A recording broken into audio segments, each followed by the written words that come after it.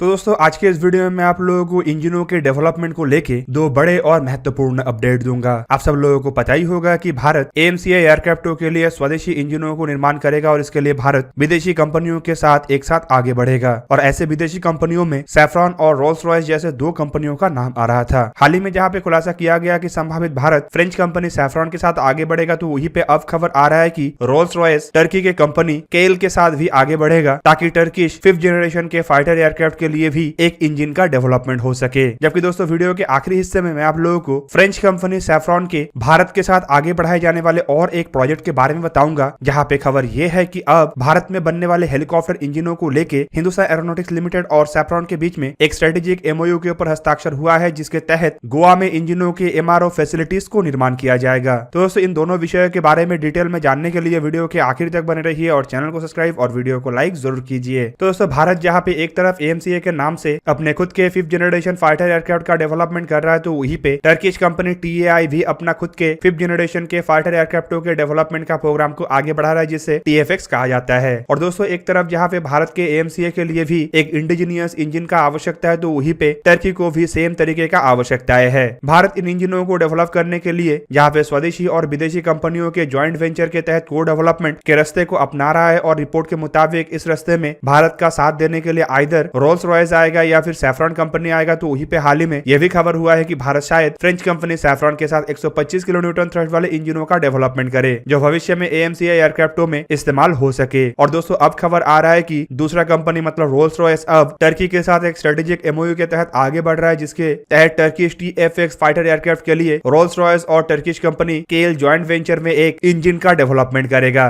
दोस्तों इस एफर्ट को आगे बढ़ाने के लिए ज्वाइंट वेंचर के तहत TAEC नामक एक कंपनी का भी गठन किया जाएगा, जिसमें रोल्स रॉयस और केल दोनों कंपनी का ही भागीदारी रहेगा। पर टर्की के मुताबिक ये जो ज्वाइंट वेंचर कंपनी है, इसमें टर्किश कंपनी केल के भागीदारी सबसे अधिक मतलब करीब 51% होगा। दोस्तों TAEC नामक ये जो कंपनी है, इसका गठन का खबर अब का नहीं है बल्कि काफी पुराना है। और रिपोर्ट के मुताबिक पहले भी कई बार ज्वाइंट वेंचर में ऐसे इंजनों को डेवलप करने के प्रयास को चलाया जा चुका है, लेकिन यह प्रयास हर बार फेल हुआ। इवन हाल ही में इस्माइल डमीर जो कि टर्की के चीफ प्रोक्योरमेंट ऑफिसर है, उनके तरफ से भी जानकारी दिया गया था कि TAEC के तरफ से आखिरी बार जो एफर्ट किया गया था वो फेल रहा, जिसमें 5 से 6 ऐसे मुद्दे हैं जो कि प्रोडक्शन रिलेटेड है, उसमें दोनों कंपनियों के बीच में डिस्प्यूट रहा। पर 5 तारीख के दिन मतलब 5 मार्च के दिन इस्माइल डमीर के तरफ से टर्किश मीडिया को एक इंटरव्यू देते हुए जानकारी दिया गया कि अब टर्की और रोल्स रॉयस अपने डिस्प्यूटों को लगभग समाप्त कर चुका है और जल्द ही ज्वाइंट वेंचर में ऐसे इंजनों के निर्माण की तरफ आगे बढ़ सकता है। मतलब दोनों कंपनियों के बीच में फिलहाल इसे लेकर नेगोशिएशन हो रहा है। इस्माइल डमीर के मुताबिक पहले रोल्स रॉयस के साथ कुछ डिस्प्यूट था और कुछ इशू था जो अब रिसॉल्व हो चुका है, और उनके मुताबिक अब वो मतलब टर्किश कंपनी और रोल्स रॉयस इस काम को आगे बढ़ाने के लिए संपूर्ण रूप से तैयार है। दोस्तों इंडस्ट्रियल सोर्सेस का यह भी कहना है कि TAEC के ये जो नया प्रयास है, यह असल में TFX प्रोग्राम को लेके जो रिन्यूड इंटरेस्ट है, मतलब जो फिर से एक बार इंटरेस्ट दिखाया जा रहा है, उसके ही तहत आगे बढ़ रहा है। जबकि सोर्सेस का यह भी कहना है कि फिलहाल टर्की के जो स्टॉक गैप है, मतलब फाइटर एयरक्राफ्टों के जो कमियां हैं, उसे पूरा करने के लिए टर्की की तरफ से यूरोफाइटर टाइफून भी खरीदा जा सकता है, जो कि ये जो इंजन डेवलपमेंट के प्रोग्राम है उसे भी समर्थन करेगा।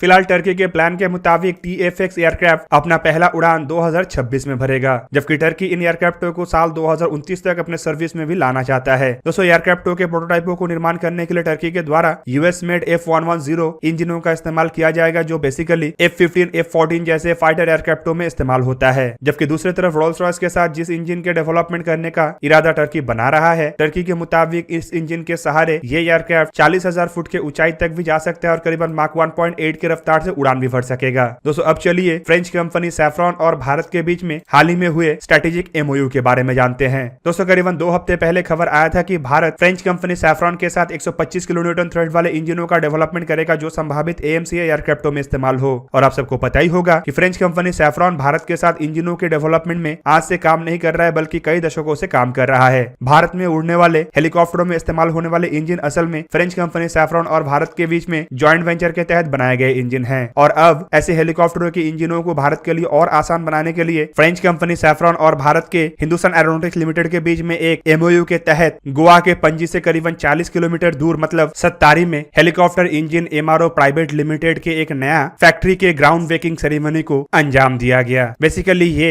इसी ज्वाइंट वेंचर के अंतर्गत बनाया जाने वाला प्लांट है। और दोस्तों इस सेरेमनी में हिंदुस्तान एरोनॉटिक्स लिमिटेड के chairman and managing director doctor R Madhavan भी प्रेजेंट थे और उनके साथ साथ सैफ्रॉन हेलीकॉप्टर इंजन के सीईओ फ्रैंक सॉर्डो भी प्रेजेंट थे। जबकि इसके अलावा डिफेंस सेक्टर और आर्म फोर्सेस के भी बड़े बड़े ऑफिसर उस दरमियान वहां पे प्रेजेंट थे। इस सेरेमनी के दरमियान दोनों कंपनियों के बीच में और एक एमआरओ के ऊपर भी हस्ताक्षर किया गया, जो कि असल में दोनों देशों के कोऑपरेशन इंजनों के सेक्टर में मजबूत करेगा, साथ ही साथ ऐसे हेलीकॉप्टरों के इंजन को लेके सिविल और मिलिट्री मार्केट में नए अवसर को भी ढूंढेगा। दोस्तों बेसिकली फ्रेंच कंपनी सैफ्रॉन की तरफ से भारत के जो आत्मनिर्भर भारत के संकल्प है उसके तहत ही इस तरीके के एमओयू में आगे बढ़ा जा रहा है। सेरेमनी के समय डॉक्टर आर माधवन की तरफ से बयान देते हुए बताया गया है कि ये जो नया फैसिलिटी है यहाँ पे ट्रेनिंग के साथ साथ भारत में बने हुए हेल शक्ति और सैफ्रॉन के TM333 इंजनों के मेंटेनेंस, रिपेयर और ओवरहॉलिंग को किया जाएगा, जो हिंदुस्तान एरोनॉटिक्स लिमिटेड के द्वारा निर्माण किया हुआ हेलीकॉप्टरों में इस्तेमाल हो रहा है, जो एक तरीके से इन हेलीकॉप्टरों के सर्विसेबिलिटी को भी मजबूत रखेगा और साथ ही साथ आर्म फोर्सेस की आवश्यकताओं को भी पूरा कर सकेगा। जबकि दूसरी तरफ सैफ्रॉन हेलीकॉप्टर इंजन के सीईओ फ्रैंक सॉर्डो ने अपने बयान में बताया कि इससे वो काफी गर्वित है कि भारत में ऐसे वर्ल्ड क्लास एमआरओ फैसिलिटी का निर्माण हुआ है, जहां पे फ्रेंच मेड TM333 इंजन और स्वदेशी शक्ति गैस टरबाइन इंजनों के ओवरहॉलिंग होगा। उनका यह भी कहना था कि इस तरीके की फैसिलिटी कस्टमर के सेटिस्फेक्शन और सपोर्टिंग के लिए काफी आवश्यक था और गवर्नमेंट के जो एरोस्पेस सेक्टर को लेके विजन है उसके लिए भी आवश्यक था।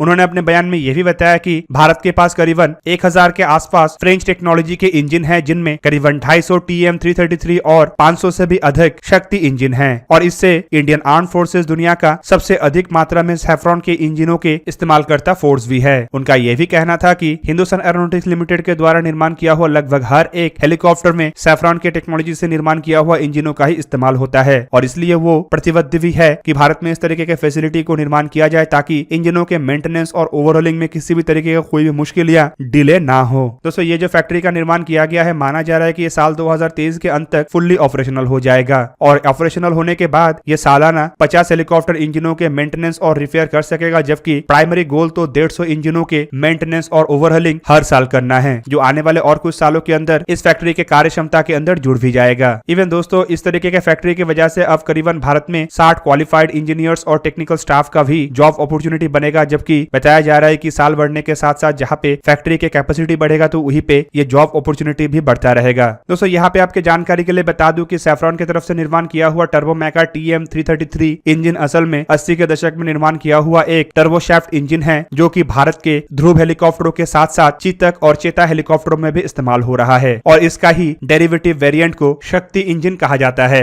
जिसका इस्तेमाल भारत के ध्रुव हेलीकॉप्टरों के अलावा light combat helicopter, light utility helicopter जैसे हेलीकॉप्टरों में हो रहा है। इवन आपके जानकारी के लिए ये भी बता दूं कि शक्ति इंजनों के मुकाबले में और अधिक ताकतवर हेलीकॉप्टर इंजनों के डेवलपमेंट का भी इरादा भारत रखता है, जो भारत के भविष्य के हैवीवेट अटैक हेलीकॉप्टर और जो मीडियम लिफ्ट कैटेगरी के हेलीकॉप्टरों का निर्माण का प्लान है उसमें इस्तेमाल हो सके। फिलहाल इस तरीके के ओवरऑलिंग और मेंटेनेंस फैसिलिटी जहाँ पे इंडिया के हेलीकॉप्टरों के लिए आवश्यक था, तो वहीं पे भविष्य में ऐसे जॉइंट वेंचर भारत और सैफ्रॉन के बीच में रिश्ते को और मजबूत करेगा और साथ ही साथ कई तरीके के नए जॉइंट वेंचर के अपॉर्चुनिटी को भी सामने लाएगा। तो दोस्तों ये था आज का वीडियो। अगर आपको वीडियो अच्छा लगा तो लाइक कीजिए और मेरे चैनल को सब्सक्राइब कीजिए और साथ में बना हुआ बेल आइकन को भी प्रेस कर दीजिए ताकि आप मेरा वीडियो देख पाए सबसे पहले। जय हिंद।